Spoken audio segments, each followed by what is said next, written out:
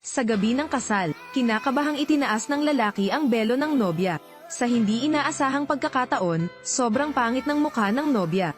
Natauhan agad siya, ang nobya ay nahawahan ng kakaibang lason. Iniwan nito ang kanyang mukha na puno ng mga sugat. Kaagad pagkatapos noon, inilagay niya ang daliri sa noo ng nobya para gamutin ito. Pagkatapos ay pareho silang pagod at nahimatay sa kama. Kinabukasan, nagising ang lalaki. Nawala ang nobya, umaba ang binata para hanapin ang asawa. Nakita niyang nag-aalmusal ang mga magulang ng kanyang asawa. Lumapit ang lalaki at magalang na binati. Sa hindi inaasahang pagkakataon, hindi ito komportable sa kanyang biyenan. Magandang umaga nanay at tatay. Sinong tinatawag mong nanay? Kung wala kang ina, huwag mo akong tanggapin bilang iyong ina. Anong ibig mong sabihin? Kung tutuusin, ako ang iyong manugang, kailangan mo bang sabihin iyon sa akin?